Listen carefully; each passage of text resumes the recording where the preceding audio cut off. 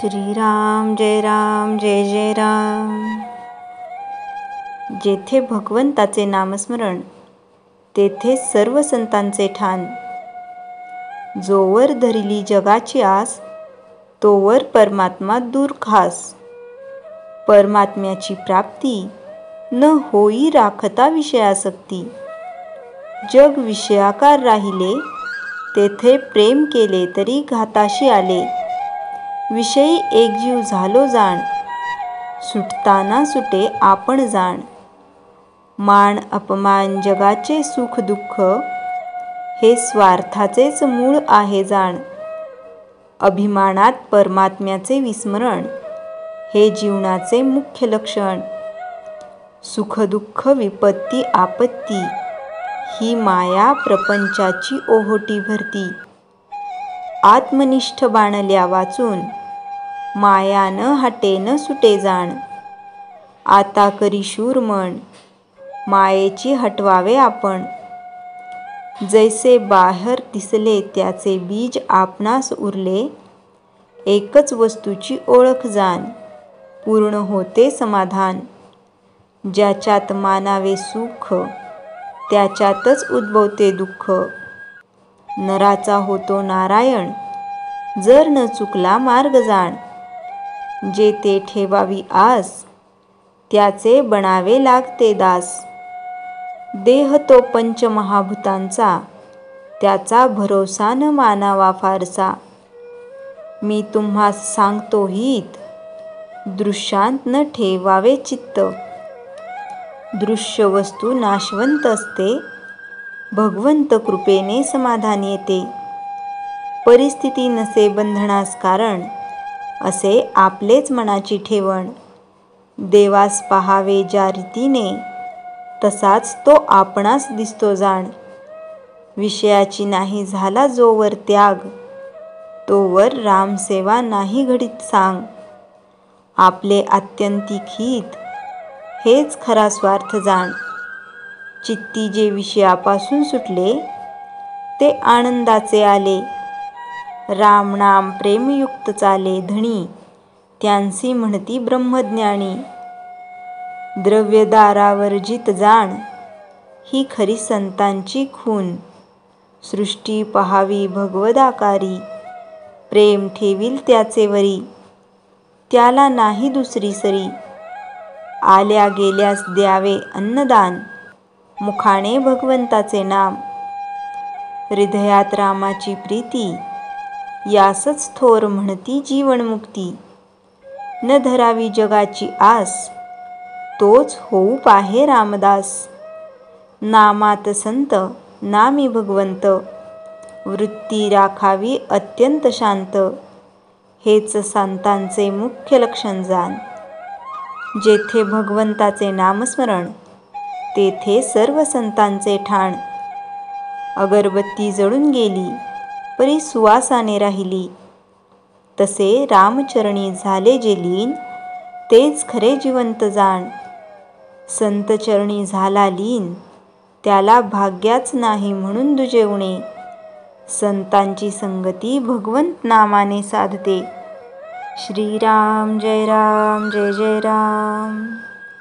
चैतन्यवाणी देहासकट माझा प्रपंच राम केला तुला अर्पण। ऐसे वाटत जावे चित्ती कृपा करील रघुपती। श्रीराम जय जय राम। नाम म्हणजे विश्वासाने घेतलेले प्रभूचे नाव होय। नाम म्हणजेच भगवान अशी श्रद्धा नामीमध्ये असणे आवश्यक आहे। जगात दोन प्रकारचे लोक असतात आस्तिक आणि नास्तिक। नास्तिक हा पूर्णपणे नास्तिक असतो।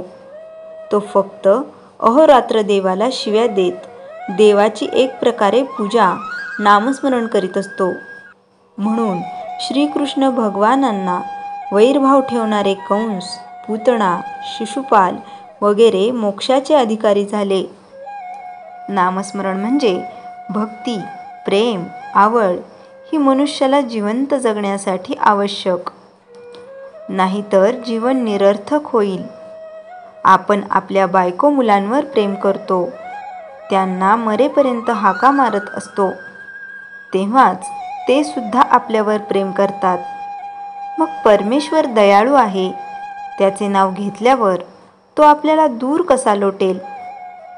भाषेतील इतर शब्द आणि गुरूने दिलेले नाम यात फरक आहे. नाम पूर्ण आहे. नाम आणि नामी यात भेद नाही. समजा राम हे नाम शब्द न राहता त्याचे वेगळेपण डोळ्यासमोर येते.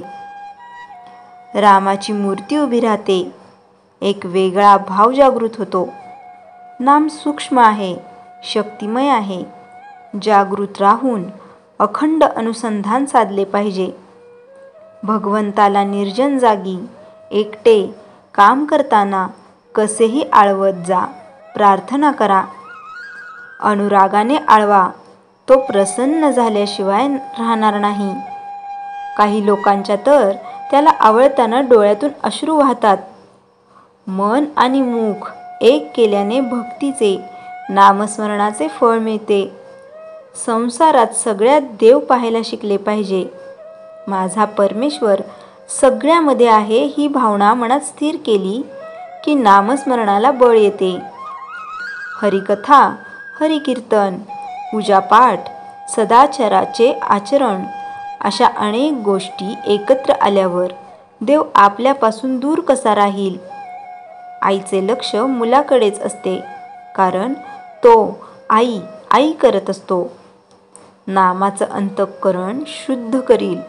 सूक्ष्म शरीर नामाने भरून टाकायचे. विचार, स्मृती, कल्पना, भावना इत्यादींनी सर्व अंग भगवंताने भरून टाकले पाहिजे. झपाटून गेलो पाहिजे. नाम घेताना 10-20 मिनिटे तरी हे जग विसरून गेले पाहिजे. नामात गोडी लागली की दीक्षा घेतली पाहिजे, म्हणजे गुरुचे बळ मिळते. दीक्षा घेणे म्हणजे योग्य दिशा कळते. नित्यनेमाने दिवसातून 2 वेळा तरी नामस्मरण करावे. हजारो कामातून वेळ काढून नाम घेतले पाहिजे. देवा, माझ्यावर दया कर, सद्बुद्धी दे, सन्मार्गाला ने, अशी प्रार्थना करावी. मुखाने नाम घ्यावे, कानाने नाम ऐकावे. नाम हाच तारक मंत्र आहे ही श्रद्धा ठेवावी. श्रीराम जय राम जय जय राम. जयाच्या जणी जन्मनामार्थ झाला, जयाने सदा वासनामात केला.